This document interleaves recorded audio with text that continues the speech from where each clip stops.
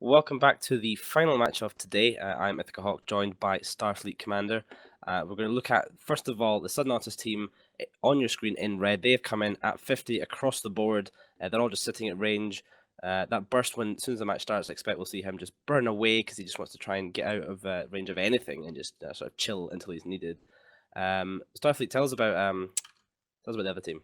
Exodunks have brought the Tempest and Cyclone, Scythe, Tower, and Slasher, and I've actually warped in about 30 plus with the Tempest, the Cyclone, and the Slasher at 30, and the Logi and the Tower at range. This is just looking at players here. We've got some amazing players here, and people that I'm watching to see how they perform for the Alliance tournament, because I'm probably going to have to play against these guys in the tournament. So it's going to be really interesting to see what's going to happen here with the Naga and seeing if he can pick off some stuff. And I'm really interested to see how this burst actually performs. Yeah, I think that's one of the players to watch in this tournament is Nico Neuser in that burst. He's flown it really well already a couple of times, and immediately he is just doing that. He's burning away. We're seeing some damage being applied to the scythe. I was a little bit puzzled to see that Roke come in at such a range because he is a blaster fit Roke, but it looks like he is starting to move towards the Exodunks team, just intending to sort of sit between the rest of his friends and the entire Exodunks team, kind of forcing them to go around him. That is just a sphere of death. If you get too close to that Roke, you are going to die. I think that's a good point. I think he didn't go in it close because he knew that if he gets tackled straight off the bat, he might die. But what he's doing right now is exactly what you said. He's just saying that you can't go through me, you need to go around me. The Naga is trying to hit the scythe, but he is too far away, and with the logistics drones on him, because they are Tech 2, he probably will be able to just sig tank that and just repair it. That being said, the Rock is now going to get tackled by the death of Slasher, which is going to go get him tackled now. He is scrammed now, so we're going to might see. No, and Waza QC is doing exactly what they should be doing, is going around the Rock, like you said, and trying to go for some other stuff. Yeah, that's a pretty big deal there. If that Roke has now been tackled, as you say, by the Slasher, he's basically out of the game. He's quite far away from all of his friends. Now, that Tempest is just currently free and on its way up towards the rest of them. So the rest of the team up now starting to turn around and move, just being very aware of their position. They're moving around so that they're still between. They've still got the Rock between them and the Tempest. Just going to either force that Tempest to come round the long way and chase them for ages, while that Naga is just sitting there and applying, or going to have to go towards that Roke, and that's just not where he wants to be. We're seeing the Tempest struggling a little bit. He's taking some big hits from that Naga, and just zero damage applied to the Sudden Otters team at all right now.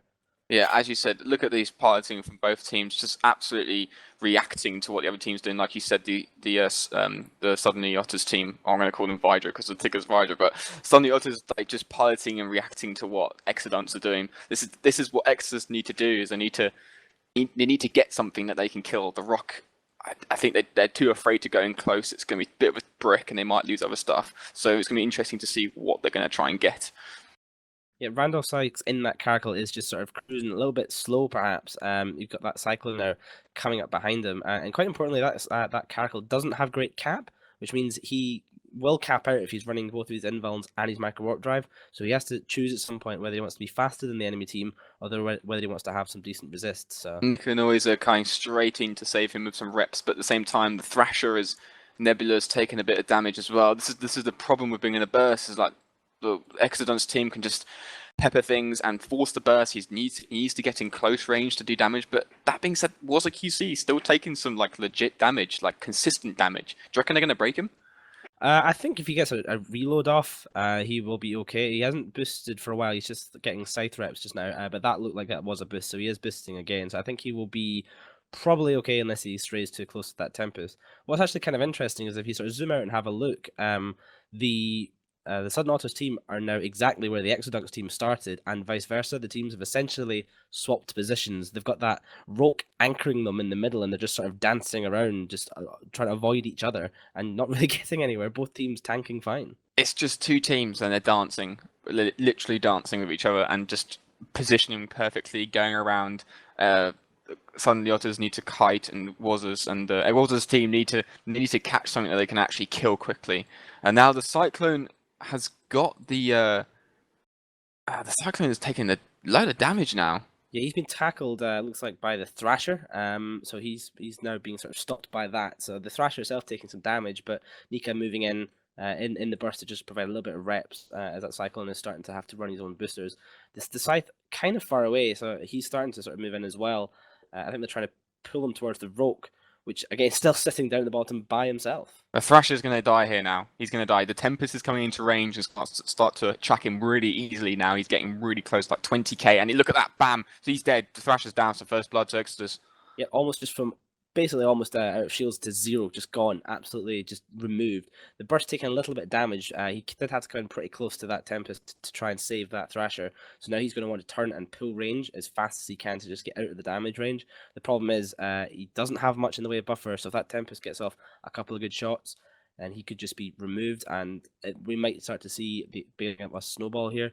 The more ships that are removed, and that Thrasher that was removed did have a scram, so that was a vital screening ship for that Naga. Oh, definitely. I think that is their screening ship.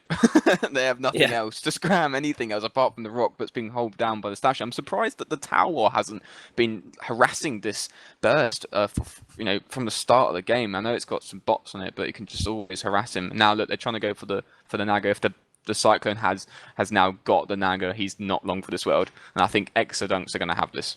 Yeah, now with that Naga tackled, it's just paper thin basically. It does great damage from range as long as the stuff isn't moving particularly fast to sideways. Otherwise, you just can't hit it. As soon as you tackled, then you just can't apply it to anything that close, and you die very, very quickly. This So is he is now down. This is what I feel is one of the big problems with fielding bursts and stuff, and this sort of setup from not Vidra, Southern Otters, I apologise, that you need to be perfectly piloting. If you lose one ship, like you said, it's over. Like you're at a massive disadvantage.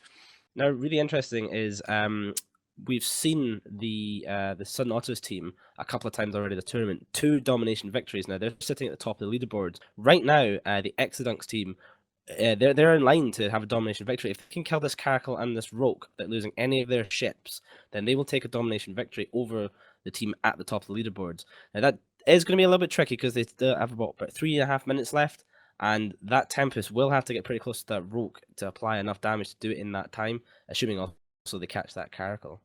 I think that Southern Otters could try and deny them the domination, but if Exodunks play it right, they could definitely achieve it. I think that they need to probably, here's the decision, they either just kill this rock in quickly, which they can now because it's got no reps and they've got a Tempest and a Cyclone, quickly kill him and then go after the Caracal. The Tower's got to be careful of the Caracal. Look at the damage on the tower. He needs to be careful. He needs to get back in range of the Scythe, otherwise he might die.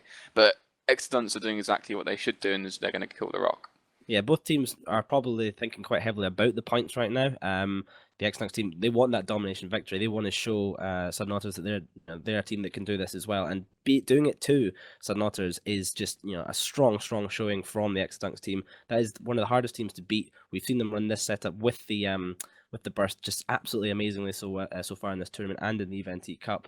So massive win from Exodunks, and they have to be thinking, we want this domination. He's got the Caracal tackle. The Cyclone did it, so they're going to get a domination. The Cyclone can just solo the Caracal on his own, and the Tempest can just absolutely destroy the rock. So they will get a domination. Good piloting by the Volgels of the Exodus team. He actually dictated the Caracal's movement and actually went in front. He actually burnt in front of him to intercept him to get the tackle onto the Caracal. It was great piloting. Yeah, I mean, great piloting just all around by the Exodunks team, because they not only did they screen that rock successfully and just keep it there, they didn't make a mistake, which we've seen other teams do, where they do something like they screen rock, for example, but then they drift too close to it, or they allow the rock to just slow boat towards their ships and eventually get into range and start applying damage. But the entire Exodunks team just kept at range, kept away from it. They didn't rush in. They played it cool, and they were patient, and they moved around until they were in position to start taking advantage of just little mistakes and the fact that Caracal have that terrible cap issue. Absolutely, it's waiting for them to make a mistake. That's all that Exodunks could do. Just staying as unit, making sure they're in position. The Cyclone extend a bit, but that actually worked in their favour. He got himself tackled by a Slasher and got the Slasher, Thrasher, sorry, and actually got that tackle there. It was actually a key as well. So the Caracal goes down, and we'll see the rock die and then the domination. Do you think that Southern Otters could have done anything different? I don't think so. I think they did as best as they could. Yeah, not really. I mean, the only thing they could have really done is try to avoid that Slasher with the rope by maybe bringing or keeping the rope up with the rest of their team instead of separating it so much. Because as soon as they had it all completely separate, it meant that the Slasher was able to come in pretty much unopposed. And once you get on the rope, it was just never going to get free again. And that rope has been tackled by that Slasher all day. That Slasher's just been orbiting, no problem, not concerned.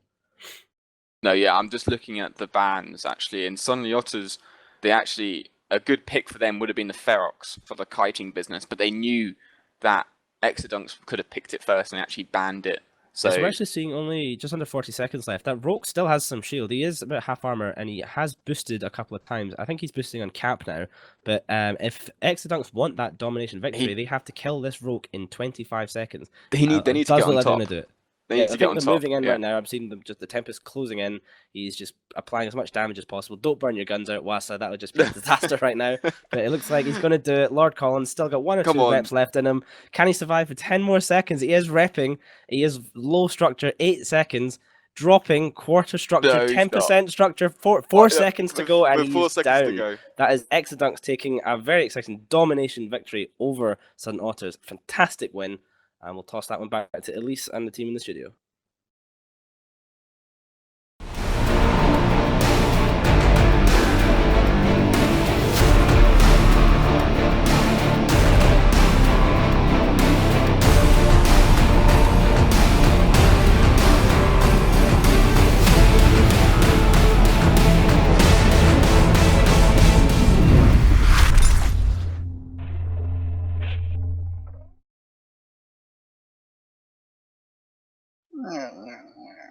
I actually did Google what sad otter sounds like, and I found it, and that's exactly what it sounds like. That's 100% exactly what it sounds like.